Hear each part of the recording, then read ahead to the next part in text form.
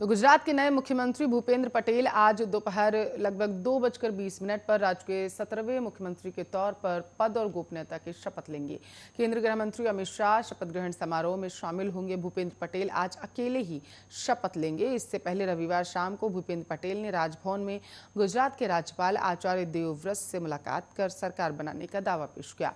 55 साल के भूपेंद्र पटेल को रविवार को अहमदाबाद में सर्वसम्मति से बीजेपी विधायक दल का नेता चुन लिया गया। मुख्यमंत्री विजय रूपाणी ने पटेल के नाम का प्रस्ताव रखा था। सीएम रूपाणी ने शनिवार को मुख्यमंत्री पद से इस्तीफा देने की घोषणा की थी। 182 सदस्यीय विधानसभा में बीजेपी के 112 विधायकों में से अधिकतर बैठक में उपस्थित थे। भूपेंद्र पटेल को मृदुभाषी कार्यकर्ताओं के रूप में जाना जाता है, जिन्होंने नगर पालिका स्तर के नेता से लेकर प्रदेश की राजनीति में शीर्ष पद तक का सफर तय किया।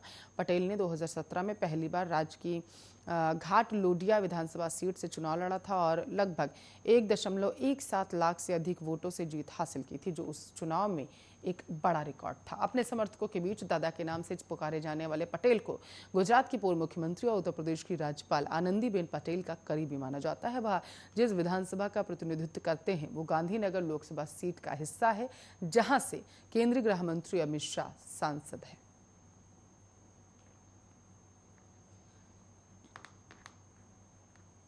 तो अमेरिका के संघीय जांच ब्यूरो ने 11 सितंबर 2001 को हुए आतंकी हमलों के लिए विमान अपहरण करने वाले सऊदी अरब के 2 लोगों को मिली साजो सामान संबंधी सहयोग से जुड़ा एक गोपनीय दस्तावेज सार्वजनिक कर दिया है। दस्तावेज में बताया गया है कि अपहरणकर्ता अमेरिका में सऊदी अरब के अपने साथियों से संपर्क में था, लेकिन इसका अभी तक कोई खासा सबूत नहीं है कि इस साजिश में सऊदी अरब के वरिष्ठ अधिकारी भी शामिल थे। राष्ट्रपति जो बाइडेन के जरिए इन दस्तावेजों को सार्वजनिक करने का आदेश देने के बाद 9/11 हमले की 20वीं बरसी पर शनिवार को ये दस्तावेज जारी किए गए, जिन्हें वर्षों तक गोपनीय रखा गया था।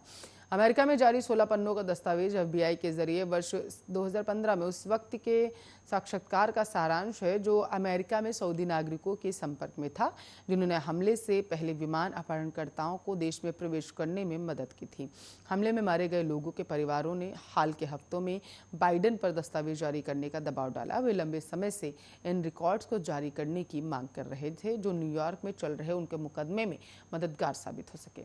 उनका आरोप है कि सऊदी अरब के वरिष्ठ अधिकारियों के हमलों में मिलीभगत थी। सऊदी अरब सरकार हमलों में किसी भी संलिप्तता से इनकार करती रही है। वाशिंगटन में सऊदी दूतावास ने बुधवार को कहा कि वह सभी दस्तावेज जारी करने का समर्थन करता है, ताकि उसकी सरकार के खिलाफ निराधार आरोप हमेशा के लिए खत्म हो जाएं। ये दस्तावेज ऐसे समय सार्वजनिक किए गए जब अमेरिका और सऊदी अरब के रिश्ते नाजुक दौर से गुजर रहे हैं। बाइडेन प्रशासन ने फरवरी में अमेरिका में कार्यरत पत्रकार जमाल खशोगी की साल 2018 में हुई हत्या के मामले में सऊदी अरब के वलीअहद मोहम्मद सलमान के शामिल संबंधी खुफिया आकलन जारी किया था। हालांकि शाही सदस्य को सीधे सजा देने से बचने पर डेमोक्रेट ने उनकी आलोचना भी की थी।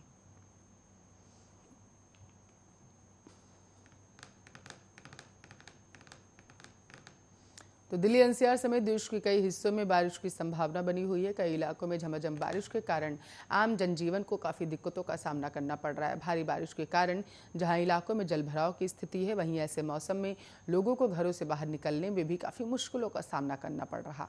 मौसम विभाग की माने तो अगले 4 दिनों के दौरान मध्य महाराष्ट्र, कोंकण और गोवा, मध्य प्रदेश, विदर्भ क्षेत्र, गुजरात, पूर्वी राजस्थान, छत्तीसगढ़ और ओडिशा में भारी बारिश की संभावना। मौसम विभाग की माने तो आज यानी सोमवार और मंगलवार को ओडिशा, गुजरात, मध्य महाराष्ट्र और कोंकण के अलावा गोवा में अलग अलग जगहों पर भारी बारिश हो सकती है।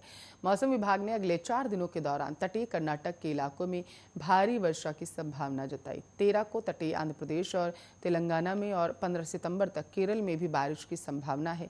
मौसम विभाग की माने तो दिल्ली NCR के अलावा आज पंजाब, हरियाणा और उत्तर प्रदेश में भी बारिश हो सकती है। वहीं पहाड़ी राज्य उत्तराखंड, ओडिशा के कुछ क्षेत्रों, छत्तीसगढ़, मध्य प्रदेश, राजस्थान और गुजरात के पूर्वी इलाके और अंडमान निकोबार द्वीप समूह में आज बारिश देखने को मिलेगी।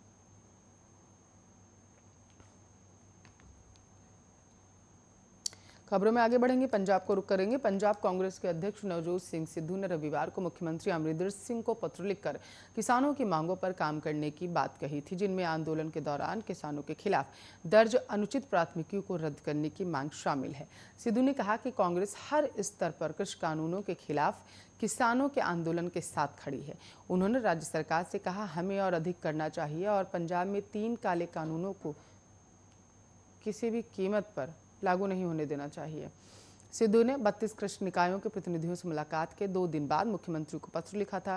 प्रतिनिधियों ने मुलाकात के दौरान अपनी मांगों को उठाया था। आपको बताते चले, मुख्यमंत्री को लिखे पत्र में सिद्धू ने कहा, आपसे अनुरोध है, आप 32 किसान यूनियनों द्वारा बुलाई गई बैठक में उठाई गई मांगों पर ध्यान दें और आवश्यक कार्रवाई करें। सिद्धू ने कहा, किसान नेताओं ने राज्य में आंदोलन के दौरान हिंसा के मामलों के कारण किसान संघों के खिलाफ दर्ज अन्यायपूर्ण और अनुचित प्राथमिकियों को रद्द करने की मांग की थी। उन्होंने कहा, कांग्रेस और राज्य सरकार ने केंद्रीय कृषि कानूनों के खिलाफ आंदोलन कर रहे किसानों को समर्थन दिया। सिद्धू ने कहा कि फिर भी अप्रिय घटनाओं के कारण कुछ प्राथमिकी दर्ज की गई है। उन्होंने कहा कि सरकार अनुकंपा के आधार पर प्रत्येक मामले पर विचार करने और सभी अनुचित मामलों को रद्द करने के लिए एक तंत्र स्थापित कर सकती है।